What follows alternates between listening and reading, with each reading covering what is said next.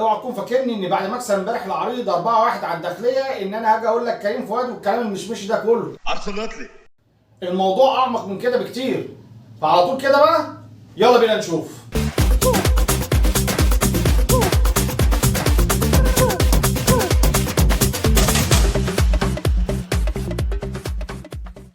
السلام عليكم ورحمه الله وبركاته، انا احمد صابر ودي الكوره مع افوكاتو.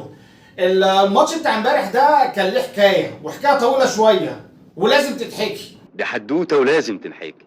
احكي. حكايتنا النهارده بتبدا من اول ماتش للاهلي، اول ماتش رسمي للاهلي في ماتش المانستير بره، لما جه المدرب وقرر ان الاهلي لازم يبقى ليه ستايل واسلوب ولازم يفرضه على الناس كلها، وابتدى يضغط عالي وهو بيلعب بره ارضه ويخلص الكره من قدام. المدرب دوت اللي ما شافش ولا هزيمه من ساعه ما جه مع الاهلي وما دخلش فيه غير جول واحد هو الجول بتاع امبارح. الراجل دوت اللي فضل يلعب بسيستم لعب واحد وبعد كده قرر انه يتخلى عن سيستم اللعب دوت في ماتش الزمالك ويدي للزمالك الاستحواذ.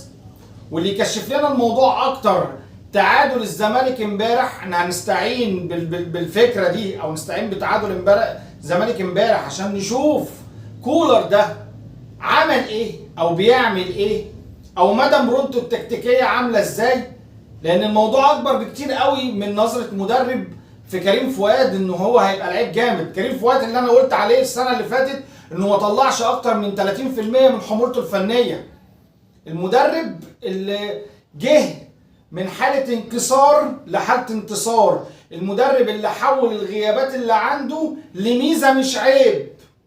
كل ده حصل من اول ماتش لعبه مارسيل كولر مع الاهلي لحد ماتش امبارح. تعالى بقى كده نحللها سنه سنه، الموضوع عميق جدا.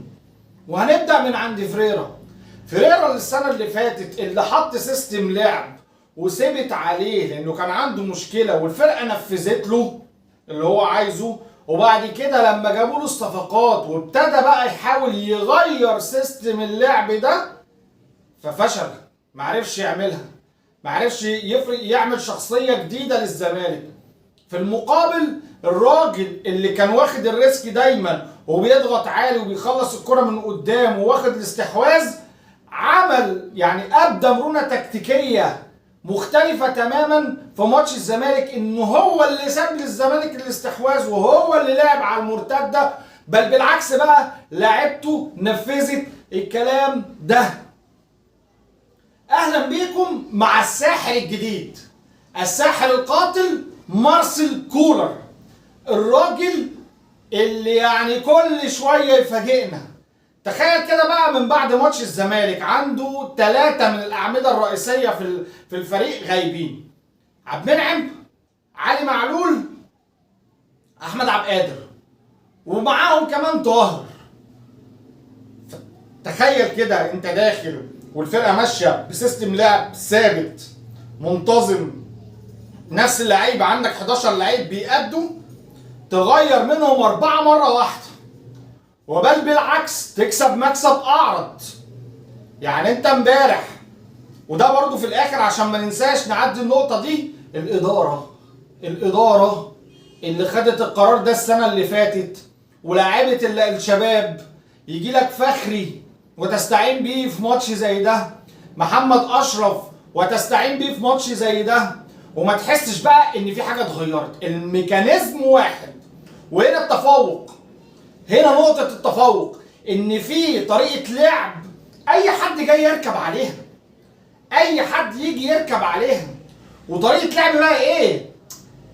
مش اللي هي الطريقه اللي تتحفظ، اللي هو انا عرفت موسيماني بيلعب الكره الطويله كده على طول للفيرود او الهاف عشان يسرق المدافع ويخش وياكلها، فالمدربين تتفرج على الكلام دوت وتقوم مسقطه الاثنين سرد باكات. لا، في كره شامله بتتلعب من كل حته في الملعب. الاهلي دلوقتي بيلعب من على الاطراف، بيلعب من العمق، ضربات راس، كور ثابته. امبارح كريم فؤاد الجول الثالث اللي حطه كره ثابته متحفظه كويس، انطلاقات من العمق. مش هتكلم ان الراجل دوت، وانا قلت الكلام ده قبل كده مش هعيده، ان الراجل ده كان ليه نظره في كريم فؤاد زي النظره بتاعتي، وانا حاسس ان الانتصار بتاع امبارح ده انتصار ليا انا كمان، لان الراجل اكد وجهه نظري. يعني كريم فؤاد الاثنين مدربين جم شافوه ما عملوش طلعوش منه حاجه، والراجل ده طلع منه كل ده. كريم فؤاد على فكره بدايه معرفتي بيه في المنتخب الاولمبي لما كان بيلعب مع شوقي غريب في الاولمبيات اللي فاتت. الراجل اللي كان المفروض بيلعب مكانه كريم العراقي يلعب يتفتح ناحيته شارع، كريم فؤاد ينزل مكانه ويقفل الشارع ده ضبه ومفتاح، بل بالعكس بيتفتح شارع على الفرقه اللي قدامك.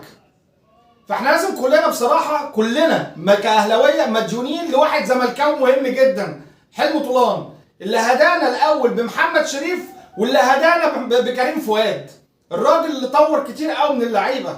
خلينا نرجع لموضوعنا ونروح بقى للحتت الفنيه بتاعت امبارح، عشان الموضوع بصراحه ممتع جدا جدا. ازاي كريم فؤاد خد بالك بينطلق من العمق وبيسيب الجنب لاكرم، وفي كوره متكرره من ماتش الاسماعيلي، بل بالعكس اتكررت من ماتش المنستيري اللي ضيعها محمد شريف، الكوره اللي بيروح فيها الهاف او الباك ايا كان مين هو من الجنب وبتتلعب بالعرض بس لورا.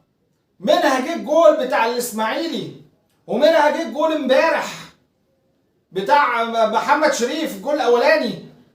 الحاجات اللي بتتكرر ان في حاجه متقريه وفي حاجه متحفظه، كل ده الراجل بيقدم المرونه التكتيكيه دي كلها، وبيقدم حاجات متمرنين عليها في التمرين وشفناها في الملعب، سواء من الفراوده او لعيبه خط الوسط حمدي فتحي اللي بيكمل، ودي مش اول مره، سواء علي معلول موجود او مش موجود. لو علي معلول هو اللي راح حمدي فتحي بيغطيه، لو علي معلول ما راحش حمدي فتحي بيكمل وبيخش ال 18 وبيجيب جول امبارح.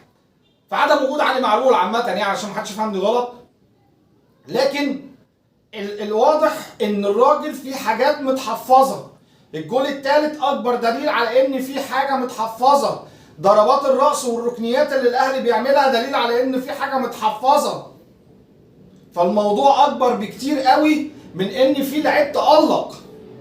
الموضوع في حته ان الاهلي دلوقتي عكس المشكله كلها، خلى الغيابات اضافات.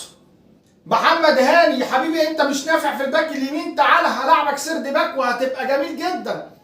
ياسر ابراهيم كورته اتطورت، شفناه امبارح بيباصي حلو وبيلعب سروهات حلوه، بيطلع محمود متولي عشان يحافظ عليه وينزل محمد هاني زي ما قلنا. بقى عندك محمد اشرف الراجل اللي يعني ما حسيناش ان في فرق ما بينه وما بين معلول.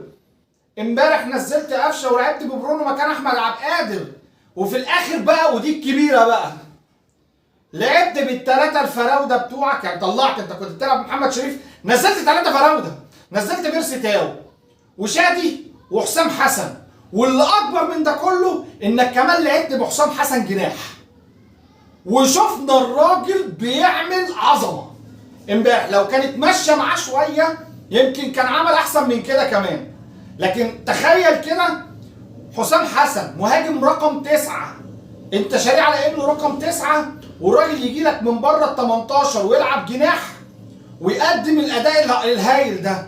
انت بتعمل ايه؟ الفكره كلها انت كمدرب عينيك عامله ازاي؟ بقيت نجم الشباك. يعني انا النهارده لان حد بيحلل، لان انا بحلل كوره، فشايف ان اللي عمله كريم فؤاد والعظمه اللي هو فيها دي ده كان هيجي لان هو لعيب كويس، وكان عايز حد بس يكتشفه. لكن فكره انك تطلع من كل لعيب احسن ما عنده، انك تلعب امبارح ببرونو وقفشه يقدم العظمه دي وتستفيد من برونو على انه يلعب جناح، فبقى عندك اكتر من واحد. وكمان حسام حسن بيلعب ظهر في نفس المركز امبارح بشكل كويس. مش هتكلم على شادي حسين لان شادي حسين اصلا لعبها قبل ما يجي وهو في سيراميكا كليوباترا، لعب الجناح دي. لكن كونك تكتشف في لعيبتك حاجه جديده، وفي المقابل برضو الاهلي ما صرفش صرف عالي قوي. يعني هو كل اللي جابه 2 لعيبه السنه دي، ما جابش اكتر من كده. وتحس ان عدد اللعيبه والقاعده بتاعت الاهلي او القاعده بتاعت السكواد بتاع الاهلي بقت عريضه جدا. لا لو ركزت شويه بقى هتلاقي نفسك بتقول ايه؟ طب عايزين بقى ايه السليمه بقى والاحلى من كده؟ فين كهربا؟ وفين حسين الشحات؟ يعني الاتنين دول كمان لو دخلوا هيبقى عندك كميه مهاجمين ووينجات مش طبيعي. يعني اللي بيعمله بصراحه ماتش الكوره ابهرني، مش لانه كسب الداخليه امبارح الفرقه اللي هي امكانياتها متواضعه لكنها عندها شويه يعني مهاجمين كويسين، يعني كسبها 4. بس يعني انا اللي فارق معايا انك كان عندك غيابات، وبنقول عبد المنعم مين اللي هيحل محله؟ طب محمد هاني بعيد. طب انت كده بص يعني انت برجلتنا بصراحه. مين محل عبد القادر؟ مين اللي هيلعب في وسط الملعب؟ كل الاسئله دي انت جاوبت عليها مش كويس، ده انت جاوبت عليها بامتياز وتخطيت الفكره بتاعتنا. يعني تخطيت فكره ان انت الغيابات بتاخد منك، لا ده انت الغيابات اديتك. حلقه انا استمتعت بيها بصراحه، وماتش استمتعت بيه جدا للنواحي التكتيكيه اللي كانت فيه والاداء الهايل من المدرب ده. فيعني لو عجبكم الكلام دوت ما تنساش اللايك الشير الكومنت سبسكرايب، ولو انت بتتفرج عليا من على الفيسبوك يا ريت تروح تشترك في القناه. سلام.